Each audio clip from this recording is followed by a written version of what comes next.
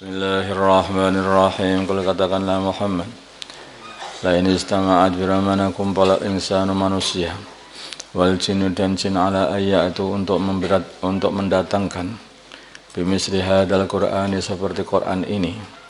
Ala ya'tu nama mereka tidak mampu mendatangkan bimislihi seperti Quran ini.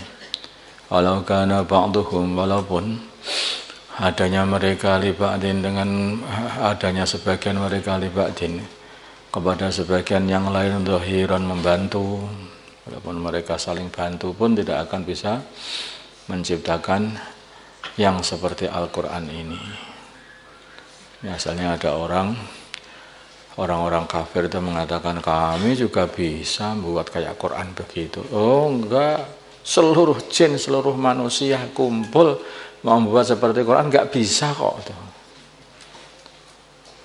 Bahkan mesin-mesin, robot-robot pun juga akan bisa itu membuat seperti Quran itu. Enggak bisa. Walaupun komputer pun pengen membuat seperti Quran enggak bisa. Walaupun sarrahna tuntu kami telah jelaskan linnasi kepada manusia fi hadzal Quran dalam Quran ini. Min kulli mathalin dari segala permisalan dibuat yaitu untuk menasihati. Jadi di antara cara nasihat itu membuat permisalan. Dengan permisalan seperti ini menjadikan orang itu lebih paham. Manusia itu suka dikasih misal-misal gitu. Contohnya begini, contoh kalau nerangkan dikasih contoh, Ayo kalau kamu belajar ilmu nahwu kemudian hanya takrifnya saja, tidak usah dikasih contoh. Sampai khatam pun nggak akan paham. Contoh itu penting. Sekarang gini, kamu menerangkan sholat, terus tetapi kamu sendiri tidak sholat dan tidak mengajari gerakan sholat, tidak memberi contoh. Iya itu ya tidak akan bisa orang mau sholat. Makanya baginda Nabi ini adalah seorang da'i. Mengajak iman, beliau adalah contohnya orang iman. Mengajak sholat, maka beliau contohnya orang sholat. Beliau mengatakan sallu kama ra'aitumuni usolli. Sholatlah kalian seperti kalian melihat aku sholat. Contohnya sholat begini. Beliau ini diutus untuk innama bu'istu li'utammima makarimal akhlaq, yaitu untuk menyempurnakan akhlak-akhlak yang mulia. Maka contohnya ya kayak aku ini. Nah, ada lagi dai itu seperti itu. Beliau itu memerintahkan puasa, maka mencontohi. Jadi contohnya manusia yang berpuasa. Beliau itu cinta kepada Allah, contohnya orang yang cinta kepada Allah. Itu adalah baginda Nabi juga. Makanya kalau orang mengaku cinta kepada Allah, kok tidak mencontoh baginda Nabi, bohong. Itu bohong. Qul in kuntum tuhibbunallah fattabi'uni. Katakanlah Muhammad, bila mana kalian cinta kepada Allah, maka ikutilah aku, contohlah aku. Ingat, ikuti baginda Nabi. Orang pengen hidup Islam dengan baik, yang dengan betul-betul ikut arahan 100% Islam, tidak mencontoh baginda Nabi, bohong. Ya bohong. Baginda Nabi dulu Islam itu bagaimana diajarkan Nabi kepada sahabat-sahabatnya. Ya kurang lebih baginda Nabi itu membentuk kehidupan sahabat itu menjadi seorang dai. Seorang yang selalu belajar agama dan mengajarkan agama. Seorang yang ahli ibadah dan ahli dzikir dan berkhidmat kepada keluarganya, berkhidmat kepada semua orang Islam. Itu melayani orang Islam, melayani umat. Dakwah, taklim wa ta'alum, zikir ibadah. Nah, ya seperti itu. Makanya kalau kamu lihat itu gitu. Nabi dakwah, para sahabat dakwah, semuanya dakwah. Nabi keluar bersama jamaah, para sahabat keluar bersama jamaah juga. Nabi dakwah secara infiradi, para sahabat juga dakwah secara infiradi.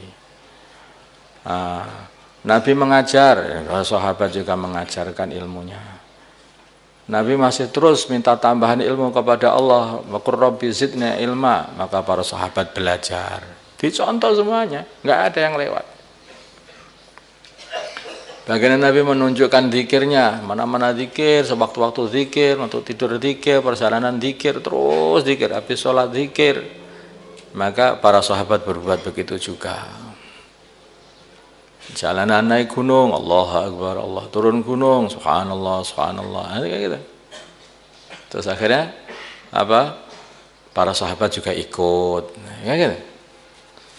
Baginda Nabi punya akhlak yang baik. Kemudian bagaimana beliau itu mempunyai akhlak yang lembut, muasyarah yang baik kepada keluarganya, muasyarah baik kepada pembantu-pembantunya. Maka para sahabat juga berbuat seperti itu. Usaha berbuat terus dicontoh, namanya uswah hasanah, contoh yang baik.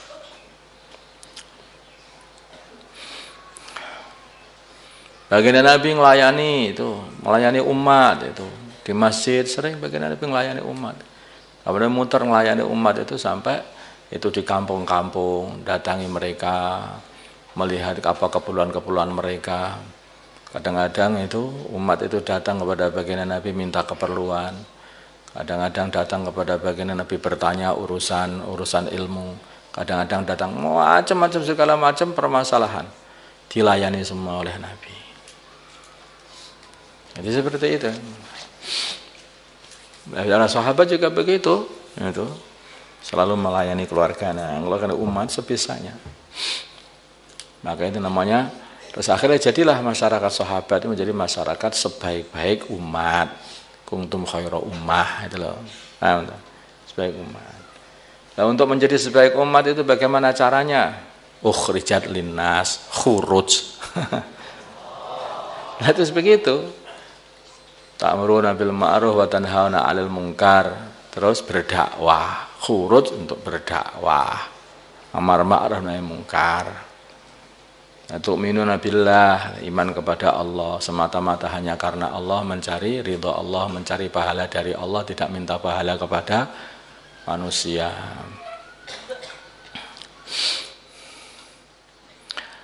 Walaqad sarrafna, dan sungguh telah kami terangkan linnas kepada manusia fi hadzal Qur'an, dalam Quran ini, min kulli masal, dari segala permisalan.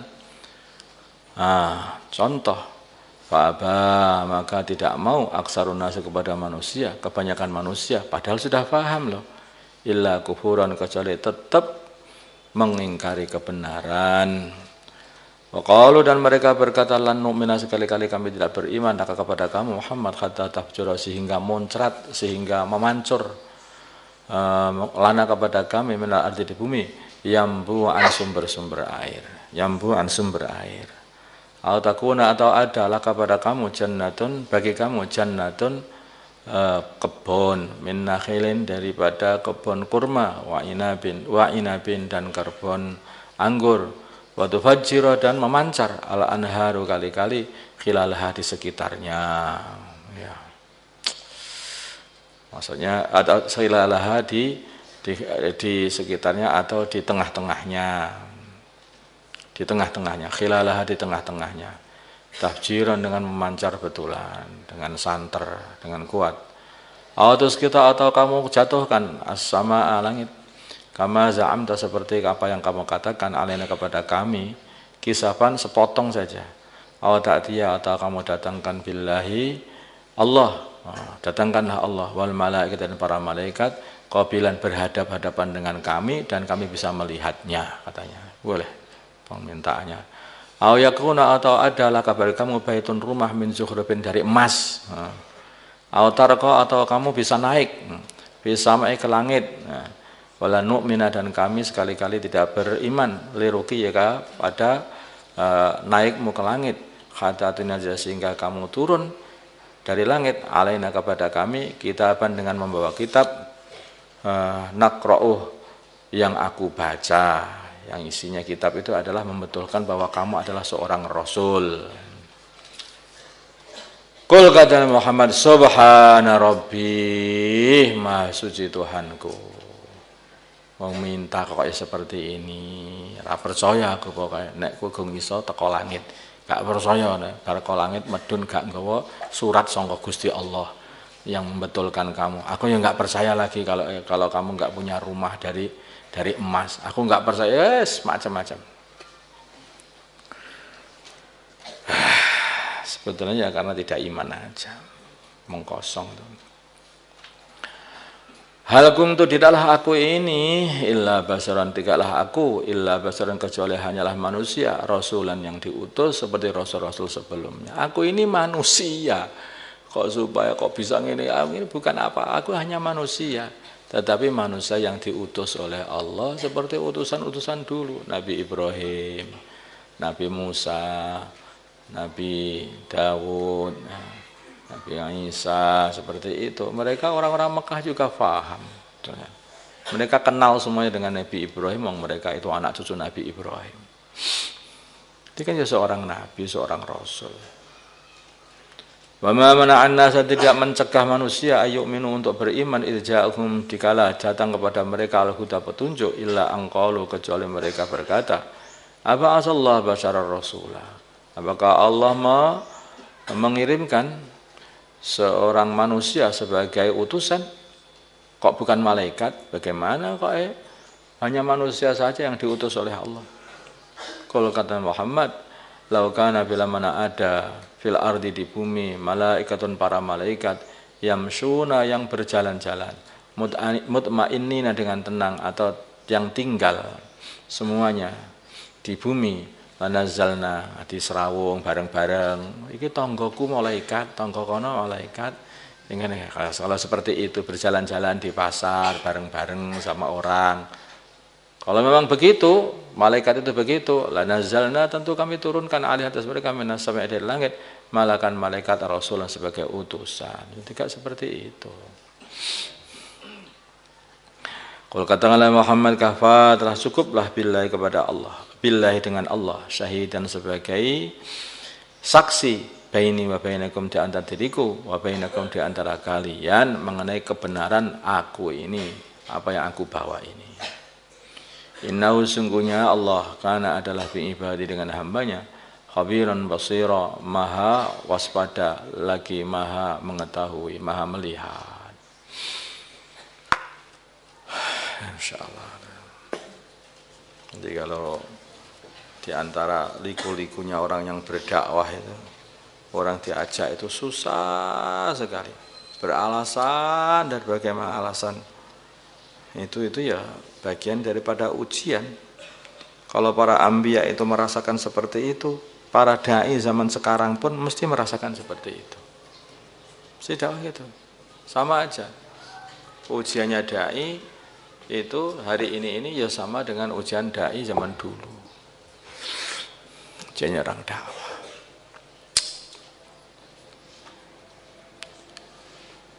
Kitab Al-Quran ini kalau kamu baca isinya apa tuh? Isinya itu adalah dakwah. Dakwah semuanya. Ima dakwah infiradi atau pengiriman-pengiriman jamaah. Isinya penuh dengan pengiriman-pengiriman jamaah. Full. Sini ini. Diulang-ulang terus. Tetapi tidak semua manusia mau mengikutinya. Sudah diulang-ulang terus. Masalah pentingnya dakwah di dalam Al-Quran.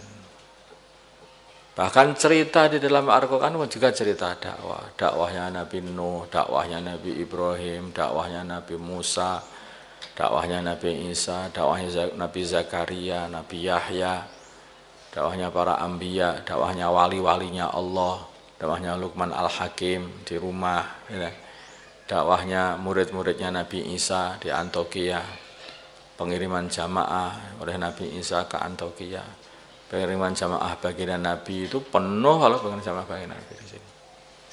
Bagaimana penentangan orang-orang munafikin ketika diajak untuk berdakwah, panas begini ke berdakwah, nggak usah ikut, awas jangan ikut. Qul la tangfiru fil har. Wa qalu la tangfiru fil har qul naru jahannam asyaddu harra law kanu ya'lamun. Mereka mengatakan panas begini enggak usah ikut. Begitu. Ini kan pekerjaan. Jadi semua liku-liku permasalahan itu semua ini disebutkan di dalam Al-Quran. Dan kalau orang mengamalkan seperti apa yang diamalkan para anbiya, diamalkan oleh baginda Nabi Muhammad SAW, mesti akan didapati persis plek seperti apa yang dalam Al-Quran itu. Mesti akan didapati persis itu. Tidak bisa tidak. Kayaknya sudah kayak permanen itu kita. Seperti itulah jadinya nanti. Tapi mesti akhir dari segala perkara itu adalah kemenangan hak dan kehancuran batil. Ya kalau kita tidak dakwah ya tetap aja ada orang dakwah tapi bukan kita. Kita tidak dakwah tetap saja orang dakwah kalau bukan kita. Karena Al-Quran kitab dakwah mesti akan ada orang yang mengamalkannya. Tidak bisa tidak. Bila tidak amal nggak masalah. Allah tidak rugi sama sekali. Allah tidak rugi. Allah akan bangkitkan orang lain untuk mendakwahkan agama, tapi bukan kita. Sawfa ya'tillahu biqaumin yuhibbuhum wa yuhibbunah, yang mereka dicintai oleh Allah dan mereka cinta kepada Allah, siap berkorban demi Allah Subhanahu wa taala. Adillatin 'alal mu'minin 'izzatin 'alal kafirin. Dia ini mereka sifat-sifatnya adalah sayang kepada orang Islam, tawadhu kepada orang-orang Islam.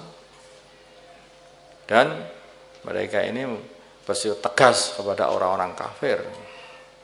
Mujahiduna fi sabilillah. Sifat mereka yang terbesar, yang nampak adalah mereka adalah pejuang-pejuang fi sabilillah. Khurut fi sabilillah. Ya begitu. Akan datang seperti itu. Kita tidak, Allah akan datangnya orang-orang khurut yang lain. Orang yang jihad, memperjuangkan agama. Yang apa? Yang pemberani. Wala yakhafuna laumata laim.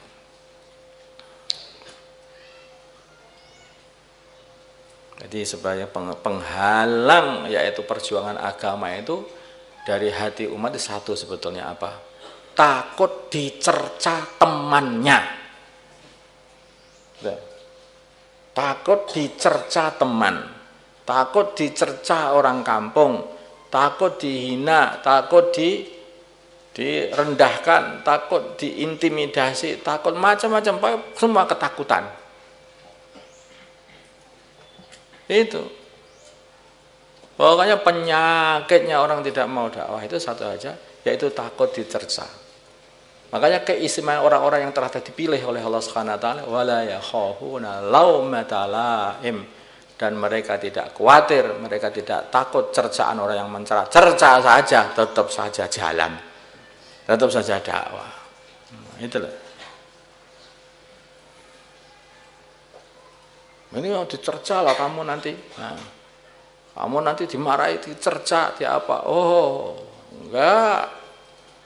Itu. Jalan terus. Makanya ada Ubadah bin Samit. Beliau bercerita, aku ini dulu biat kepada baginda Nabi Muhammad SAW. Di antara biatnya itu adalah wa annaqulal haqqa la nakhafu laumata laim. Akan terus mengatakan kebenaran itu, mendakwahkan agama, tidak peduli dengan cercaan orang yang mencerca. Janji sumpah kepada baginda Nabi. Itu janji sumpahnya para sahabat dulu. Terus dakwahkan agama, tidak beri cercaan orang yang mencerca. Tapi ini banyak pilihan. Kalau orang yang tidak dipilih, ya sana ini. Dah. Ini memang orang pilihan. Para sahabat jadi sahabat, mereka ini pilihan. Qaumun ikhtarahumullah li suhbati nabiyhi wa li naqli dinih, katanya. Kata Abdullah bin Umar. Mereka para sahabatnya adalah satu kaum yang telah dipilih oleh Allah Subhanahu wa taala untuk menjadi santri baginda Nabi. Dan untuk mengambil agama dari Nabi-Nabi. Dan untuk mempraktekkan di dalam kehidupan. Apa yang dulu dibuat oleh Nabi dipraktekkan dalam kehidupan mereka. Itu para sahabat. Inilah bedanya. Maka Allah kata orang yang dipilih oleh Allah untuk jadi santri Nabi. Itu orang pilihan. Nah, kalau sekarang itu bagaimana? Bisa aja kita jadi santri Nabi, bisa. Tapi harus punya sifat kayak para sahabat. Nah, jangan begitu. Bisa, jadi santri Nabi itu bisa. Wong ilmu Nabi masih banyak. Masih ada sampai sekarang. Sudah ditulis oleh para ulama. Amalkan ilmu Nabi. Tapi pasti nanti akan ada orang yang mencerca. Di mana saja kamu tinggal akan ada dicerca. Kamu dakwah di mana saja akan dicerca orang. Selalu begitu. Akan dicerca orang. Apakah kamu di Temboro, dicerca orang kalau dakwah. Apakah kamu itu di luar Temboro, karena di Amerika sana, dicerca orang. Cari tempat yang tidak dicerca. Ada. Di mana itu? Kuburan loh. Tapi digebuki sana itu. Gak ada tempat gak dicerca, gak ada. Lawang ceritanya para ambiya di sini ini semuanya itu dicerca orang loh. Kok kamu dakwah kak seperti gak sama dengan para ambiya itu gimana? Kalau kamu dakwah meniru dakwahnya Nabi Nuh ya dicerca orang. Kalau dakwah meniru dakwahnya Nabi Musa ya tetap dicerca orang. Seperti Nabi Isa dicerca orang. Seperti Nabi Ibrahim dicerca orang. Biakar pisan. Belum ada yang bakar loh? Belum ada juga kan. Ngikut baginda Nabi Muhammad SAW ya dicerca orang, diusir juga dari kampung halamannya. Jadi jangan berpikir dakwah itu mudah, enggak begitu. Ini selera pemberani. Wedus kacang enggak guna di sini itu. Enggak guna. Ini memang orang pemberani, enggak ada dai pemberani. Makanya ada satu keluarga semua masuk Islam. Di Mekah sana, keluarganya Yasir. Bapaknya namanya Yasir, istrinya namanya Sumayyah, anaknya namanya Ammar ibnu Yasir. Semuanya digebuki habis-habisan sama orang Quraisy. Ya, dijemur di tengah terik matahari, habis-habisan. Maka baginda Nabi mengatakan kepada keluarga ini, "Sabrun ya ala Yasir, fa inna mau'idakumul jannah." Nah, sabarlah wahai keluarga Yasir, tempatmu adalah surga. Tempatmu adalah surga. Maka bagaimana keluarga Yasir? Ini orang biasa, orang rendah, bukan raja, orang lemah. Tapi hatinya hati raja. Ada orang yang ngaku raja, tapi hatinya adalah hati maling. Ini orang biasa. Orang biasa, tapi hatinya hati raja. Bagaimana hati raja ini? Dia tidak peduli. Raja itu pantang menyerah. Pantang menyerah. Abu Jahal datang ngebuki mereka supaya keluar dari Islam. Tidak. Sumayyah dibunuh, ditusuk ditusuk sama Abu Jahal, ingat saya itu, sampai wafat dengan tombak. Kemudian Yasir digebuki sampai wafat. Ini Ammar ibnu Yasir gebuki terus apa? Masih muda. Coba. Ini keadaan, tapi hidup Ammar ibnu Yasir itu sampai zamannya Sayyidina Ali. Begitu kan? Jadi ya begitulah resikonya dakwah. Wong kita ini mau ikut baginda Nabi Muhammad SAW. Tapi ya kita ini ya doa sama Allah. Rabbana la tu'akhidna in nasina aw akhtana. Rabbana wa la tahmil alaina isran kama hamaltahu ala alladhina min qablina. Itu doanya. Rabbana wa la tuhammilna ma la taqata lana bih wa'fu 'anna waghfir lana warhamna. Anta maulana fangsurna 'alal qaumil kafirin. Itu ya memang begini, doa ini untuk menghadapi orang kafir. Fangsurna 'alal qaumil kafirin.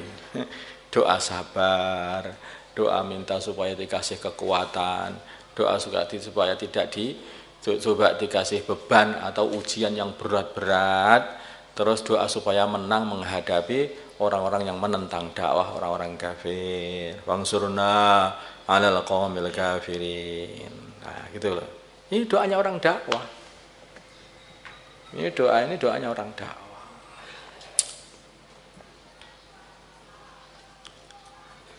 Wah, Masya Allah. Al-Fatihah.